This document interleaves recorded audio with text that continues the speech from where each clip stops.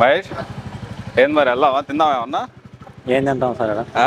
ఏముంది తినడానికి? నీకేం కావాలి చెప్పు.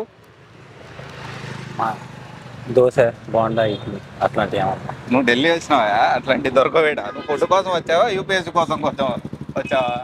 యూపీఎస్సీ కోసం సరే సార్, మనం వచ్చిన ఒక రోజుకి మన పరిస్థితులు ఉంటాయి. యూపీఎస్సీ అంటే జాయిన్ అవ్వడానికి వచ్చిన వాళ్ళ పరిస్థితి ఏంటి సార్ ఒకటి? నీకు ఉండాల్సింది ఫోకస్ ఫుడ్ మీద కాదు, అర్థమవుతుందా? కాదు సార్, నాకు కాదు, నా విషయం అట్లే. మామూలుగా ఇప్పుడు ప్రిపేర్ అవ్వడానికి వచ్చిన వాళ్ళు ఉంటారు. ఫుడ్ కోసం కాదు మహేష్, నువ్వు ఢిల్లీ వస్తుంది ఫుడ్ యూపీఎస్సీ కోచింగ్ కోసం. అలాగా సార్, ఇప్పుడు మామూలుగా ఎంత కాదనుకున్నా హెల్త్ కూడా ఇంపార్టెంటే కదా. అసలు కాదు, దొరుకుతుంది, దొరికితే తినాలి. నువ్వు సిగరెట్ అలవాటు ఉందా నీకు? నాకేం లేదు సార్. లేదా సార్, దాని గురించి మాట్లాడదాం. సార్ ఇప్పుడు ఎక్కడ ఉంది ఎత్తుకుదాం పద. ఫుడ్ ఎక్కడ ఉందో ఏంటి సార్? ఫుడ్ ఎక్కడ ఉంది ఎత్తుకుదాం పద. ఫస్ట్ యూపీఎస్సీ కోచింగ్ కోసం ఎత్తుకుదాం, ఫుడ్ ఎత్తుకుదాం. ఇప్పుడు అంటే ఎక్కడ బాగుందో మన వాళ్ళకి చెప్పొచ్చాం, మాట ఇచ్చాం ఆల్రెడీ. మంచి కోచింగ్ ఢిల్లీలో నేను ఎదిగి పెడతాను రా బాబు అని చెప్పి నేను స్టేటస్ కూడా పెట్టినా, టికెట్ కూడా పెట్టినా. ఇప్పుడు ఎక్కడ ఉందో ఫస్ట్ వాళ్ళకి ఎదిగి పెట్టాలి మంచి ఇన్స్టిట్యూట్ అనేది. ఇప్పుడు ఏం చేద్దాం? కోచింగ్ ఎత్తుకుదాం, ఫుడ్ ఎత్తుకుదామా? అసలు ఇక్కడ రావడం కంటే మన సైడ్ తీసుకోవడం బెటర్ అని చెప్పండి సార్. ఎందుకు అట్లా మాట్లాడద్దు, డిసప్పాయింట్ చేయొద్దు. ఢిల్లీ రావాలి, ఢిల్లీలో కోచింగ్ గురించి మాట్లాడదాం, దాని గురించి కాదు. పోదాం పద. సరే sir. So guys, UPSC coaching కోసం ఢిల్లీ ఎవరైతే అంటే మేము వచ్చినప్పుడు మేజర్గా కన్సర్న్స్ ఏంటి, లేకపోతే మేజర్గా మనం ఏంటి అడ్జస్ట్ అవ్వాలి అంటే, ఎస్ మేము ఇందాక చూపించినట్టు సర్కాస్టికల్గా చూపించాను కామెడీగా, బట్ రియాలిటీ కూడా ఏంటి అంటే అది నిజం కూడా. మేము ఇక్కడ మనం యూపీఎస్సీ కోచింగ్ కోసం ఢిల్లీ వస్తే రెండు విషయాలు ఖచ్చితంగా మనము కాంప్రమైజ్ అవ్వాల్సిందే. ఇదిగో ఇక్కడ ఓల్డ్ రాజేంద్ర ఈ లైన్ అంతా అదే ఉంటుంది. సో అన్ని ఇన్స్టిట్యూట్సే ఉంటాయి, దానికి సంబంధించి ఎడ్జ్లో ఉన్నాము. అయితే ఇక్కడ మనకి ఫుడ్ విషయంలో 200% కాంప్రమైజ్ కావాలి, ఫుడ్ అండ్ హెల్త్ విషయంలో. ఎందుకంటే ఫుడ్ మనకి లాగా ఇక్కడ ఫుడ్ అయితే ఉండదు.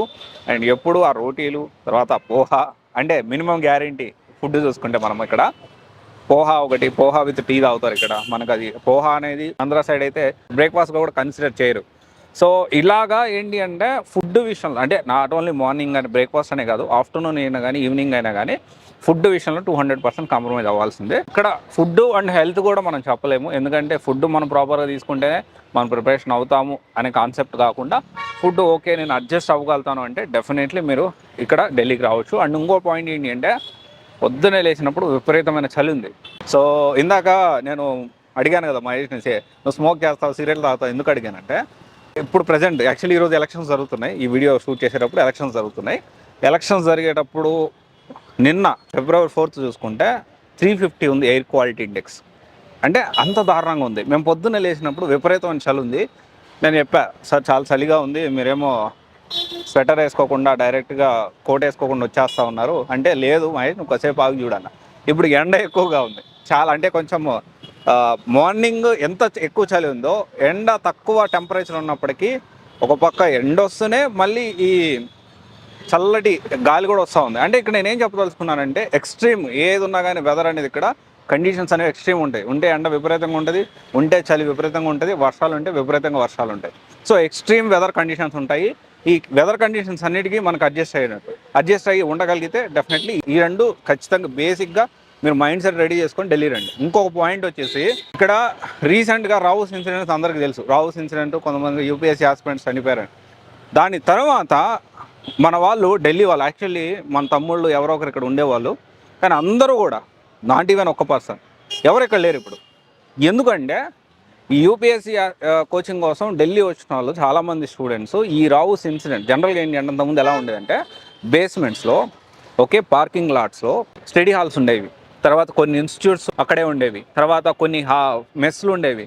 ఇప్పుడు ఈ ఇన్సిడెంట్ జరిగిన తర్వాత గవర్నమెంట్ స్ట్రిక్ట్ యాక్షన్ తీసుకుంది. బేస్మెంట్లో ఎలాంటి ఇప్పుడు ఈ స్టడీ హాల్స్ కానీ, లేకపోతే క్లాసెస్ కానీ, లేకపోతే మెస్ కానీ, లేకపోతే ఇంకా ఇప్పటికి కొన్ని బుక్ స్టోర్స్ కూడా ఉన్నాయి. ఇందాక కూడా చూసాను నేను, మంచి మంచి ఫేమస్ బుక్ స్టోర్స్ కూడా ఉన్నాయి. But most of the institutes కూడా కొన్ని ఉండేవి, ఇప్పుడు తీసేశారు.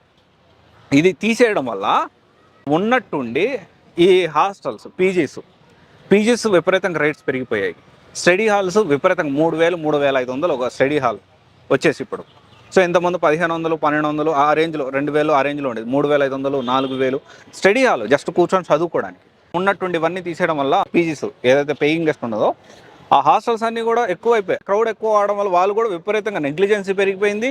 And at the same time అస్సలు మినిమం మెయింటెనెన్స్ కూడా చేయట్లేదు. దీనివల్ల ఈ ఎక్స్పెన్సివ్ను తట్టుకోలేక చాలామంది యూపీఎస్సీ ఆస్పిరెంట్స్ వాళ్ళ ఇళ్ళకి వెళ్ళిపోయారు, లేకపోతే మన హైదరాబాద్కి వచ్చారు. So this is a reality. కావాలంటే మీరు యూపీఎస్సీ కోచింగ్ అంటే వచ్చేటప్పుడు ఓ 2-3 రోజులు ఉండండి ఇక్కడ. ఓకే, 2-3 రోజులు ఉండండి. ఎక్కడ ఉండాలంటే కరోల్ బాగ్ వచ్చేసేయండి. కరోల్ బాగ్ వస్తే ఇక్కడ వరుసగా కొన్ని పీజీస్, హాస్టల్స్ అవి ఉంటాయి. లేకపోతే ఈ సరౌండింగ్స్లో మనకి బడ్జెట్లో చూసుకుంటే 1000 నుంచి 1500, 2000 వరకు మన హోటల్ అనేది ఉంటుంది పర్ డేకి. ఒక 2-3 రోజులు ఉండండి. ఉండి అంతా ఎత్తుక్కోండి, వాతావరణం అంతా చూసుకోండి. అప్పుడు మీకు ఒక ఆలోచన, ఓకే ఉండొచ్చా. ఎందుకంటే వచ్చి రాగానే వెంటనే పోయి డబ్బులు కట్టారంటే మళ్ళీ రిఫండ్ రావు చెప్తున్నా. ఓకే, ఇక్కడ ఇన్స్టిట్యూట్స్ గురించి కూడా నేను ఖచ్చితంగా వర్కౌట్ చేస్తున్నాను, దాని గురించి కూడా మాట్లాడతాను. అండ్ ఇంకో కల్చర్ ఉంది ఇక్కడ ఈ హాస్టల్స్ గురించి, లివ్ ఇన్ కల్చర్. అమ్మాయిలు అబ్బాయిలు కలిసి ఏం చేస్తారు, అసలు అమ్మాయిలు అబ్బాయిలు కలిసి ఇక్కడ ఏం జరుగుతుంది, ఈ లివ్ ఇన్ కల్చర్ ఎలా ఉంది, యూపీఎస్సీ ఆస్పిరెంట్స్ ఎలా దీని సైడ్ డీవియేట్ అవుతున్నారు, దాని గురించి కూడా ఖచ్చితంగా నేను ఇంకొక వీడియోలో మాట్లాడతాను. సో బేసికల్లీ యూపీఎస్సీ కోచింగ్ కోసం ఢిల్లీ వచ్చేవాళ్ళు ఇవన్నీ కూడా మీరు కన్సిడర్ చేసుకోండి. Okay, thank you.